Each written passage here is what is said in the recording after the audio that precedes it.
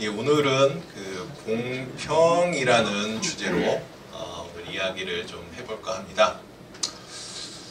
자, 우리가 부처님의 가르침을 믿고 따르는 그 스님들이 모여 사는 그 집단을 부르는 명칭이 있죠.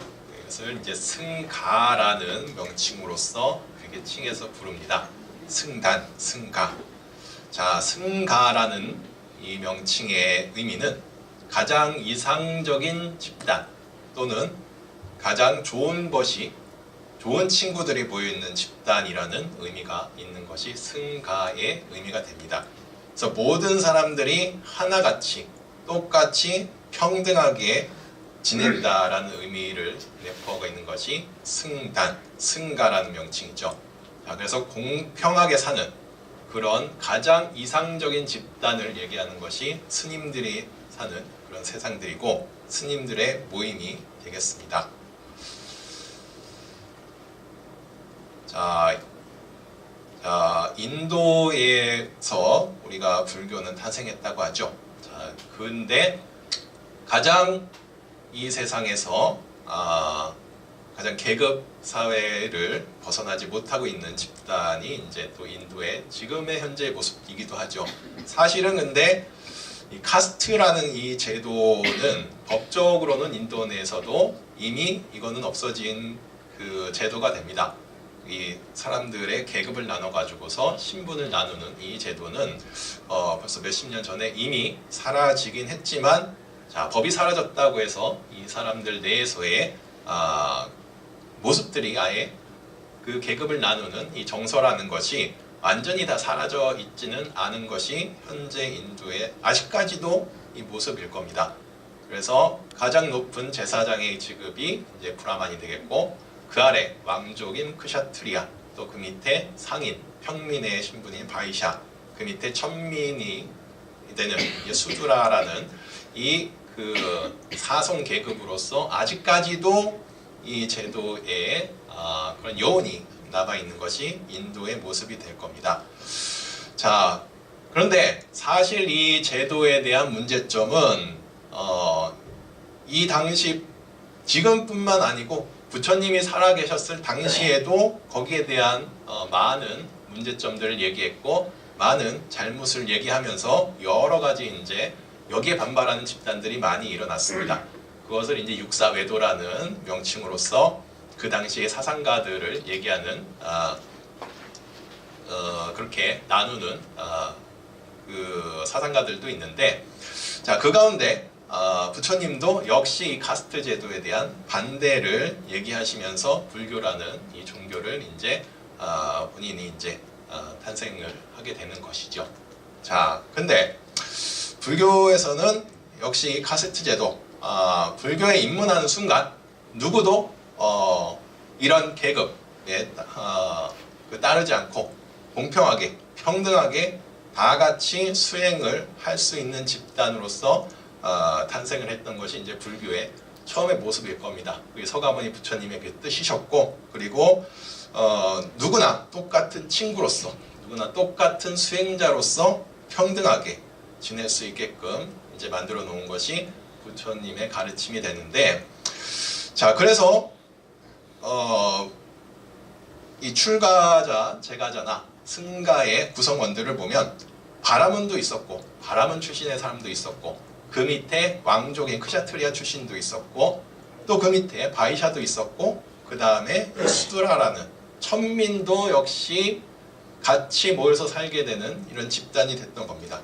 자, 근데 그렇다 보니까 그 가운데 참 어리석었던 사람이라고 부르는 뭐 주리반특하나, 아니면 매춘부 출신의 어떤 연하색 그 비구나, 아니면 또 살인마였던 앙굴리마라까지도 역시 이 집단으로서 승단의 구성원으로서 부처님께서는 이제 받아주시게 됐던 거죠. 왜냐하면 기회에 대한 그런 공평함, 평등함은 항상 주장하셨던 부분이셨기 때문에 불교의 초창기부터 시작부터 그런 평등에 대한 이야기들을 항상 이야기를 주셨습니다.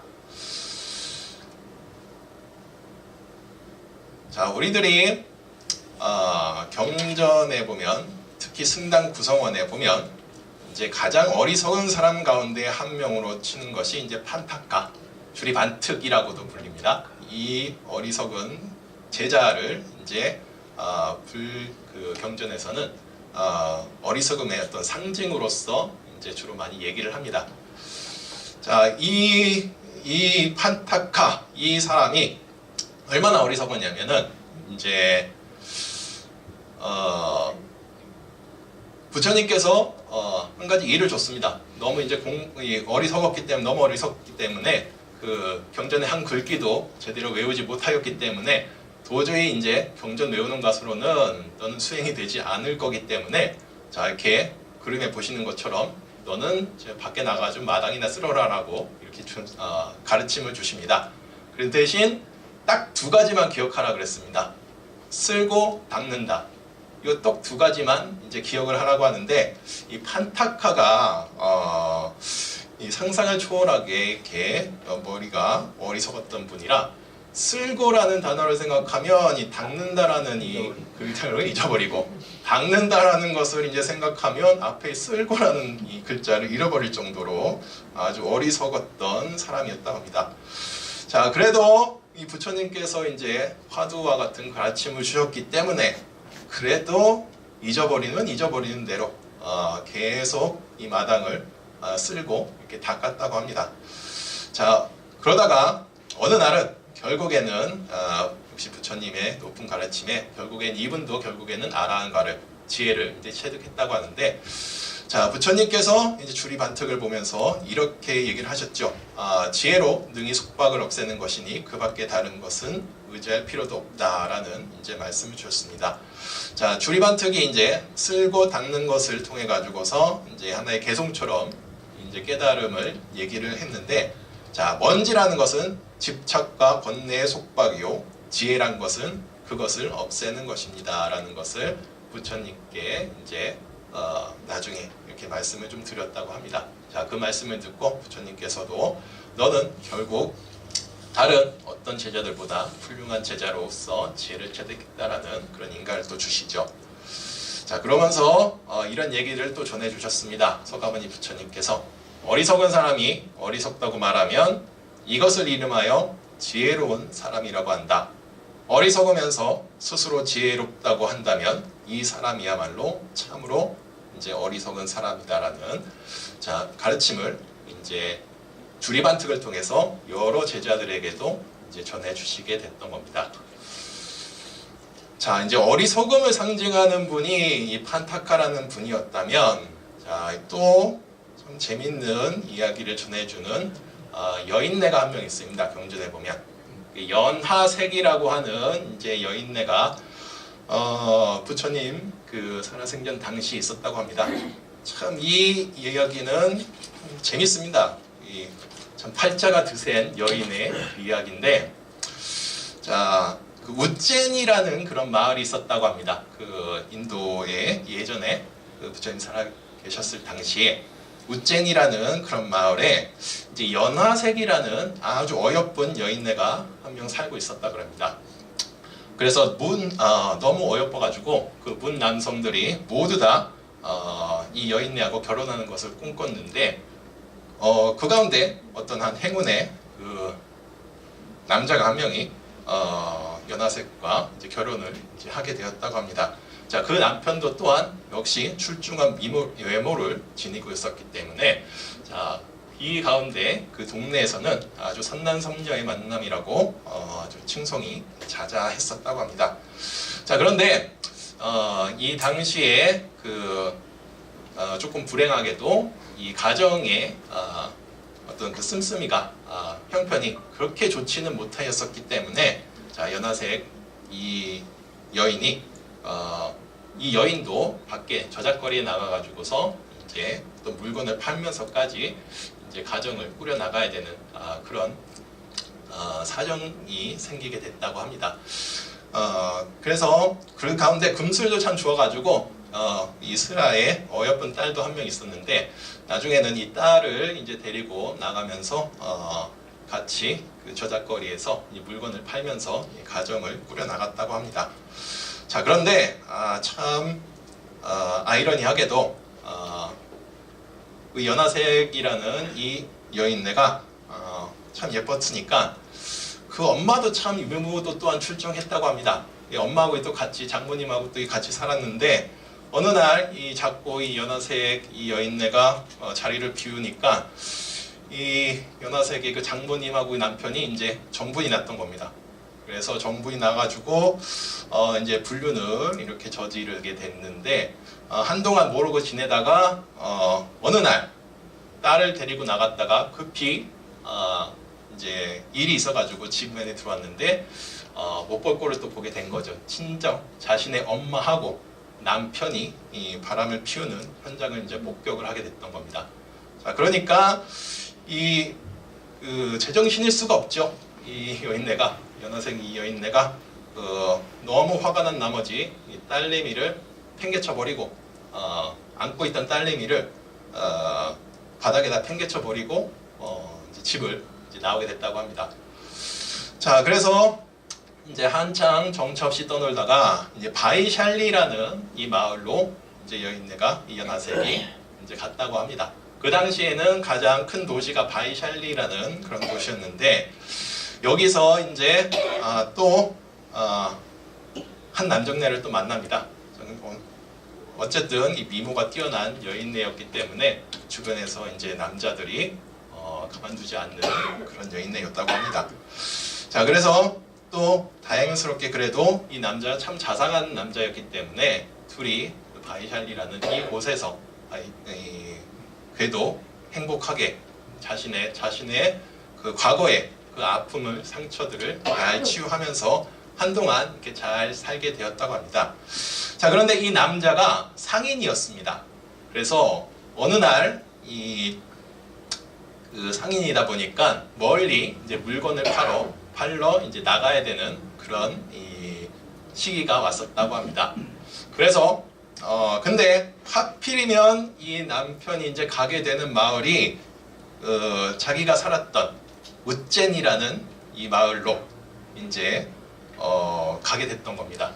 근데 내심 이 연하색이 이제 마음속에는 이제 불안한 마음과 그리고 또 아픈 그런 기억들을 계속 떠올리긴 했지만 그래도 남편의 일이니까 그 마음을 좀 뒤로 한 채 그냥 보내줬다고 합니다.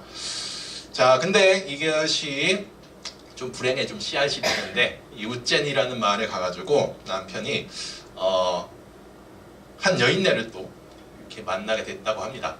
자, 그런데 한 여인네를 봤는데 이 모습이 연하색 자신이 아내하고 똑같은 모습의 여인네였다고 합니다. 자, 그 모습을 보니까 또 이 남편이 이 바이샬리의 이 남편이 이제 또 마음이 동해가지고서 그 여인네를 이제 첩으로 또 들인 겁니다. 거기서 자, 첩으로 들여서 또 이 첩을 또 데리고 또 자기 그 바이샬리의 자기 집에 또 데리고 온 겁니다. 자, 근데 이 여인네가 가만히 보니까 연하색이 딱 가만히 보니까 자기하고 똑 닮은 그런 모습의 여인네였던 겁니다. 그러니까 한편으로는 자기도 좀 이상하게 생각되고 그리고 자기도 또한 마음이 조금 좀 동요되는 그런 것이 있다 보니까 한편으로는 조금 의심이 가면서도 그냥 한동안은 또 그렇게 잘 이게 또 지냈다고 합니다. 자, 그런데 어느 날 이 두 번째 이 부인이 되죠. 이 부인의 머리를 어느 날 하루는 이렇게 빗겨주게 됐다고 합니다. 이 연하색의 여인이. 자, 그런데 자, 머리를 빗겨주다 보니까 머리 한가운데 상처가 있는 것을 이제 발견을 하게 됩니다. 자, 이 상처를 보면서 이 연하색이 불현듯 떠올랐던 이제 과거의 기억이 하나 떠올리게 되는 겁니다. 자, 이게 집을 나올 때 딸내미를 바닥에 내팽개쳤는데 그때 머리에 이게 상처가 났던 겁니다. 이 상처와 똑같은 자리의 상처가 이 여인네에게서도 이제 발견을 하게 되면서 자, 이 여인네가 누군지 이제 연하색은 이제 알아차리게 되는 거죠. 그래서 이 딸 이름이 치타였다고 하는데 이 치타의 모습을 보면서 또한 이 여인네가 자신의 딸이었다는 것을 이제 알아차리고서는 여기서 또 이제 이 여인네가 또 마음이 큰 상처를 또 입고서 그 자리에서 또 집을 또 도망 나왔다고 합니다. 자, 그래서 또 한동안 또 정처 없이 헤매다가 이 여인네가 또 길거리에서 또 한 명의 남정네를 또 만나게 됩니다. 그래서 이 남정네는 이제 나무꾼이었다고 합니다. 나무꾼이었는데 그래도 참 남자복은 있는 건지 없는 건지 모르겠지만 이 남자가 또 이 연화색에게 또 그 큰 정을 주어가지고 스라에 또 아들내미 한 명을 이렇게 또 낳게 됐다고 합니다. 그래서 이렇게 행복한 아들과 함께 행복한 나날들을 또 이렇게 잘 보내고 있었는데 어느 날이 또 나무꾼이었던 남편이 길거리를 돌아다니다가 또 자신의 아내하고 똑 닮은 모습의 여인네의 젊은 처자를 이렇게 보게 됩니다. 자, 그 처자를 보니까 또 이제 이 자신의 아들과 배필을 또 맺어주고 싶은 이렇게 마음이 들었던 겁니다. 이 나무꾼이. 자, 그랬더니 자, 그리고 나서 이제 아내하고 또 상의 후에 그 어여쁜 그 자신의 아내하고 똑 닮았던 그 여인네를 이제 그 연화색 이 여인네 앞에 딱 데려다 놨는데 자, 이제 또 보자마자 또 직감을 하는 게 있죠. 여자들의 또 감이라는 게 또 무섭죠. 자, 보면은 이제 자기하고 똑 닮았죠. 그리고 또 자기의 딸하고도 똑 닮았던 겁니다. 이 처자가. 그러니까 그 자신의 그 치타했던 딸과 그 바이샬리에 있던 남편이 결혼을 해서 낳았던 딸내미가 또 그렇게 나타나서 자신의 그 나무꾼하고 낳았던 아들하고 이제 맺어지게 되는 이 상황이 됐던 겁니다. 자, 그러니까 자신의 손녀죠. 자신의 손녀가 이제 그렇게 자신의 아들과 또 이렇게 인연을 맺게 되는 이 상황이 되니까 도저히 맨정신으로 살 수가 없겠죠. 도저히 맨정신으로 없어가지고 이제 나가가지고 집을 뛰쳐나가가지고서 어디서 길거리에서 이제 헤매다가 결국에는 이제 매춘을 하게 되는 이제 남자들에게 이제 몸을 팔게 되는 그런 상황을 이제 맞이하게 됩니다. 자, 그러다가 이제 나중에는 결국 이제 목련 존자를 만나서 결국엔 귀의를 하고 이 부처님의 가르침을 따르는 그런 훌륭한 여인네가 됐다고 합니다. 참 이런 팔자도 드세죠. 네. 참 경전을 보면 참 재밌습니다, 여러분. 이 경전이 보면 우리가 이제 드라마 가운데 제일 재밌는 게 막장 드라마죠. 막장 드라마인데 어떤 막장 드라마보다도 막장의 이야기들이 참 많이 나옵니다. 이 성경도 마찬가지죠. 탄생부터가 우리 예수님도 정상적인 그런 모습으로 나타나진 않으셨죠. 자, 근데 이제 그런 모습만 있다면 사실 우리들이 경전을 보고서 뭔가 뭐 배울 수 있는 건 없겠죠. 하지만 그 가운데에서도 이 사람들이 이런 어려움에 처한 사람들이 그리고 어리석었던 사람들이 그것을 이제 극복하고 이제 이겨내는 모습이 있기 때문에 우리들은 그런 경전을 통해서 뭔가를 배울 수 있는 거고 그리고 이 2000년이 지난 이 시기까지도 우리들이 그 가르침을 이제 따른다라고 이제 볼 수 있을 겁니다. 자, 그래서 결국 이 연화색 비구는 대신 이 여인네나 앙굴리마라도 마찬가지였죠. 결국 이 가르침을 따라서 지혜를 얻게 되는 상황이 되긴 하지만 그렇다고 해서 이분들의 죽음이 결코 이분들의 죽음을 맞이하는 것 자체가 그렇게 행복하게 죽음을 맞이할 수는 없었습니다. 왜냐하면 그동안 저질러 왔던 어떤 안 좋은 부분들, 안 좋은 악업들 이것들이 있었기 때문에 지혜를 증득하는 부분이 있었겠지만 그만큼 복을 많이 깎아 먹었었기 때문에 이분들은 다들 제바달다에게 칼에 찔려 죽인다. 연하색 같은 경우는 제바달다의 칼에 이제 찔려서 죽었고, 앙굴리마라 같은 경우는 사람들이 던지는 돌멩이에 이제 맞아 죽었다고 하죠. 결국 그 업에 걸맞게 이렇게 맞아서 대신 그걸 피하지 않고 이제 죽으셨다고 하죠. 자, 그만큼 지혜에 대한 부분은 이제 부처님과 동등하게 이렇게 가져가지만, 이분들이 가지고 있던 복에 대한 부분은 거기에 맞게끔, 업에 맞게끔 달게 받고 가셨기 때문에 우리들이 이 사람들에 대한 이야기를 존경하면서 이제 들을 수 있는 겁니다.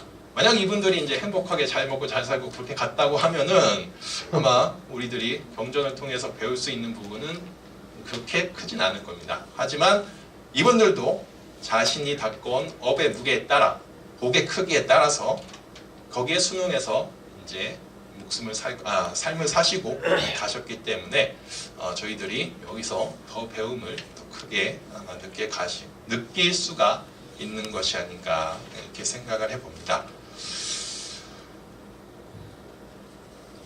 자, 이 그림 하면은 제일 떠오르시는 분이 누가 있습니까?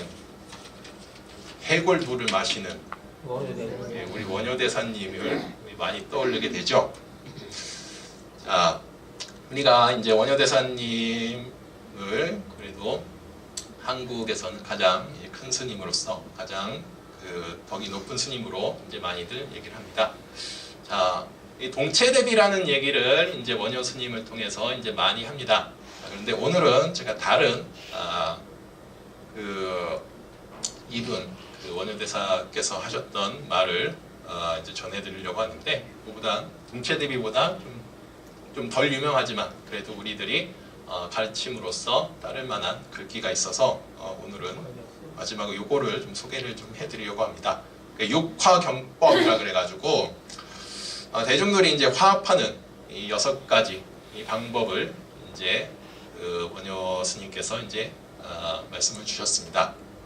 자, 그 첫 번째가 몸으로써 화합을 하는 것이니 같이 일을 하는 것이다. 같이 일을 해야 한다 라고 이렇게 말씀하셨고요. 두 번째가 입으로써 화합을 하는 것이니 서로 다투지 않는다, 투쟁을 하지 않는다.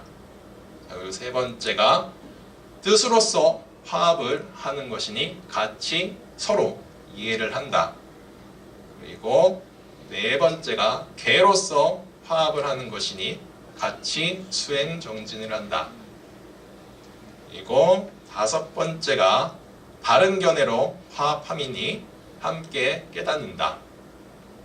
그리고 여섯 번째가 이익으로서 함께함이니 균등하게 나눈다라는 그 말씀을 이제 원효 스님께서 이제 전해 주셨습니다. 자, 불가의 집단, 이 승단은 어떠한 집단보다 평등하고 공평하게 나눌 줄 아는 그런 집단이라고 이제 말씀을 전해드리고 싶습니다.